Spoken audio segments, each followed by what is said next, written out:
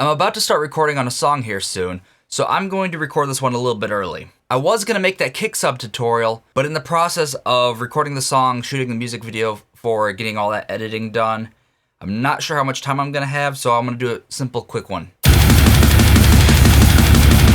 Today I'm going to answer a question that I myself have been curious about for a little while now.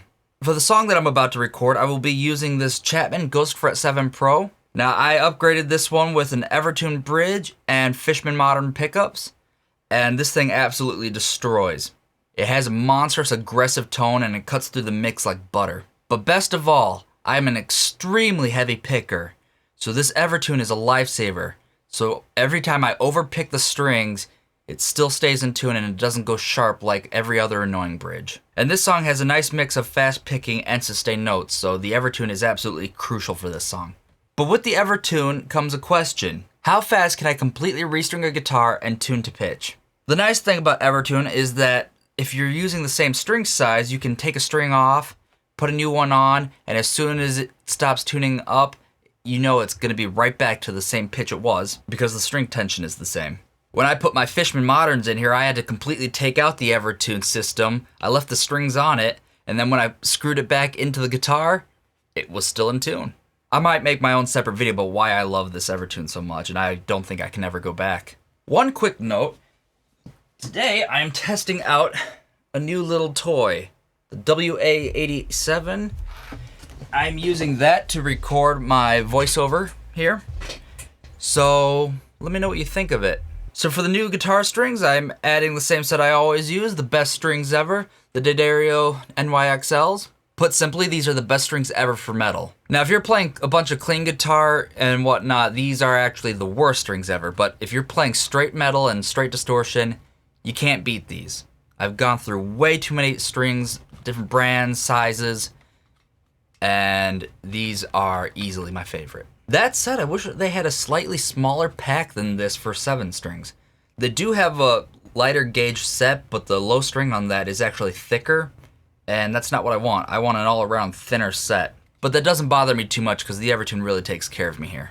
So I'm going to be using the Google stopwatch for this, and I don't currently have my string winder with me, which is okay for this video because I'm curious about how long it would take this in an actual situation. Like say you're at a show and all of a sudden a string breaks, how long will it take you to get back up and running? Could you restring a guitar mid-song? I got my tuner right over here to make sure everything's good.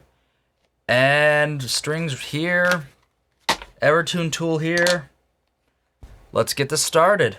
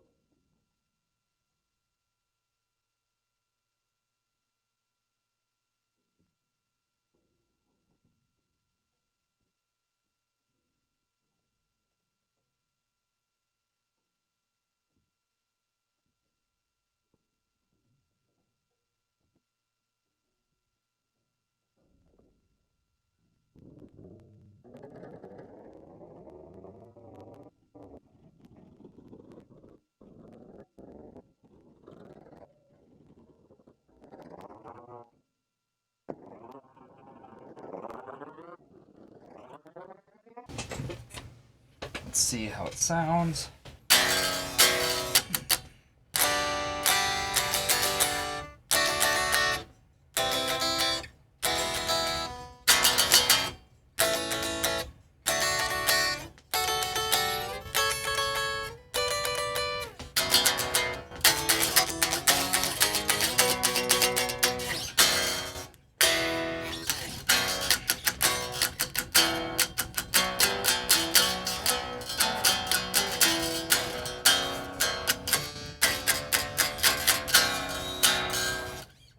Intonation's good. It's not perfect, I should say, but it's good. I will fine tune that, but I will do that later. I'm happy with that. This thing is ready. So it took 17 minutes to get this thing done and restrung. It's not perfectly in tune right now, so I will have to go fine tune it, but if this were a live situation, I wouldn't be mad with this result. You know, if you break a string at a show and you only need to replace one string rather than the whole set, it only takes about 2.5 minutes to replace one string. You could totally do that. Not ideal, but it's better than not having a string at a show. And that is far better than it taking an hour per string. I'm exaggerating there with the Floyd Rose.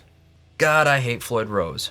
Thanks for watching this video, guys. I know changing strings isn't the most exciting thing in the world, and not all of you are going to have an Evertune, but this was something I was very curious about and thought it'd be interesting to make a video for. Next week I will be going over how to prep a drum room in a home studio with a low ceiling. So stay tuned for that one. I'll see you next week.